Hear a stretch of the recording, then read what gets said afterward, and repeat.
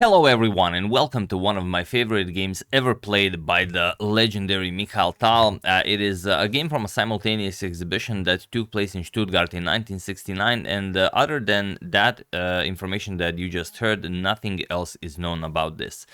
If you are by any chance from Stuttgart and you have access to some chess info, do try to make more out of this, because throughout the years, I've never been able to learn anything about this game. So, not who Tal faced, only that his opponent was Sviridov or Sviridov, not even sure how you can pronounce it, but it is one of the finest games that you will ever see. And also, when asked by reporters, Mikhail Tal also said that it is his personal favorite game that he ever played in a simultaneous exhibition. So, like I said, it was played in 1969. We don't even have the date, so either Petrosyan was champion or Spassky was champion at the time was played. But yeah, let's check it out. Truly a wonder. I did cover this game once, maybe 6 years ago, but those were different times, and I thought it'd be a good idea to remake the video. So let's check it out. Tal opens with pawn to e4. Sviridov replies with pawn to c5. He goes for the Sicilian defense, or she. We don't know who the opponent in question was.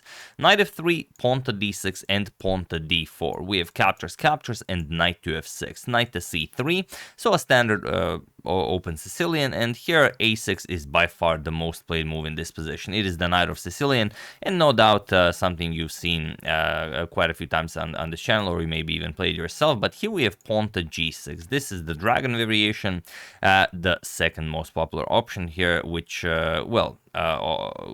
can result in some very, very sharp lines.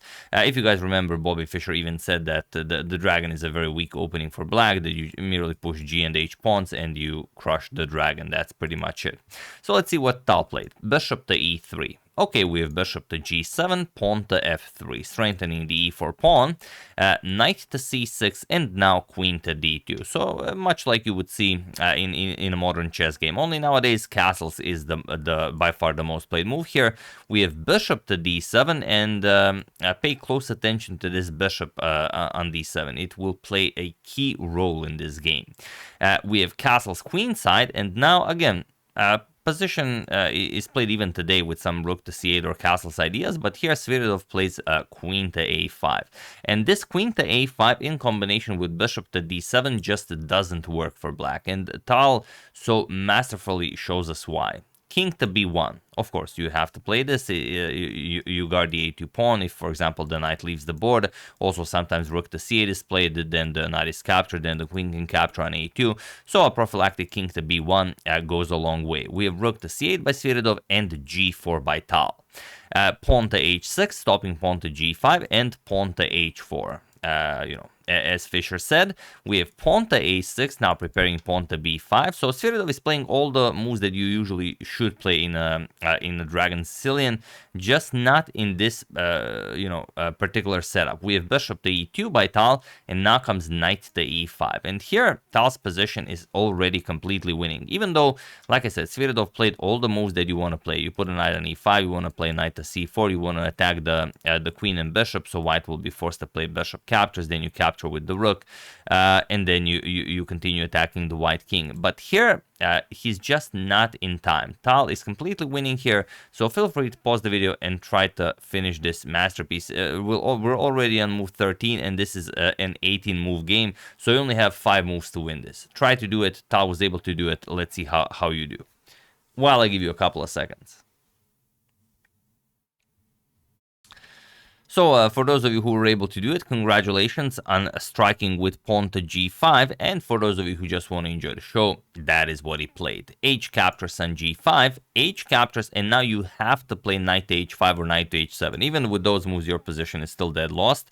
But here we have rook captures on h1, and of course, why not? But Tal throws in a nice Zwischenzug. G captures on f6, much like he did in yesterday's game.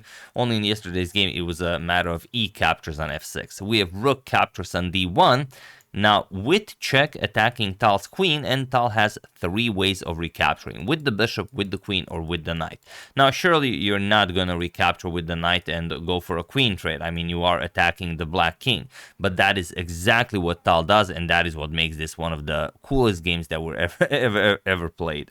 Knight captures on d1. Now, how is Sviridov to defend this? His queen is hanging, and also f captures on g7 is just a terrible threat. The problem is, if you move the queen, if you don't trade queens, let's say you move the queen to c7, after captures on g7, there's no way to stop Tal from getting a second queen into the game, and also the threat comes with checkmate, so that's a pretty big deal.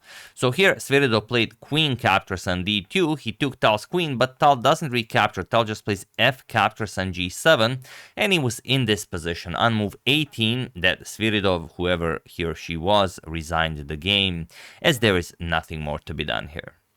Looks crazy, but yeah, I mean, Tal has a pawn on g7 ready to be promoted, even to a rook. If Tal promotes to a rook, it's still checkmate because the king has nowhere to go. And remember, the bishop on d7 blocking the king's escape to d7. And look at this setup: the 2 bishops guarding the knights and the 2 knights guarding the bishops. This is just we should call this the Tal structure from now on. I don't know if we've ever seen it in any other game, but yeah, let's go with Tal structure for this one. And how do you play? You could play bishop to a4, maybe attack c2. Yeah, also the knight on d4 defends c2, so you don't have any queen captures on c2 ideas. Maybe free up the d7 square for the black king, but then, okay, you can bring the queen into the game, you take the rook, then you take the queen, and you're just up 2 pieces. Of course, it's completely winning. So, I mean, absolutely incredible. And it's a position you might encounter in your own games. I mean, if your opponent plays the dragon, he might go for some bishop to d7, queen a5, knight e5 setup. And if he does this, you know that g5 just, obliterates him. Like, look at this: g5 captures. You give up the rook, you give up the second rook, you give up the queen. So 2 rooks and the queen. Then f captures on g7 and checkmate. So yeah, that's but by definition an immortal game. In the original immortal game, 2 rooks and a queen was sacrificed, but Tal only needed 18 moves to accomplish his immortal here. Okay, this is a simul against a very, very weak player, so of course we will not call this an immortal, but from that standpoint, that 2 rooks and a queen were sacrificed, yeah, it could definitely be considered an immortal game. One of my favorite miniatures ever, and also, as Tal mentioned to reporters, it is also his own personal favorite game that he ever played in a simultaneous exhibition. So yeah, that's the game. Hope you guys enjoyed it. A bit of a buffed up version from 6 years ago. So hope I did it justice. I would like to thank Michael Hildebrand, Fred Ackerman, Uncle at the Bar, Friend at the Library, and Token Boy for your contribution to my channel. Thank you a lot. I really appreciate it. As usual, you can check 2 of my previous videos here. Thank you all for watching, and I will see you soon, continuing to check up on your wonderful suggestions and whatever else happens in the chess world. So thank you all. I will see you soon, and have an excellent rest of your day.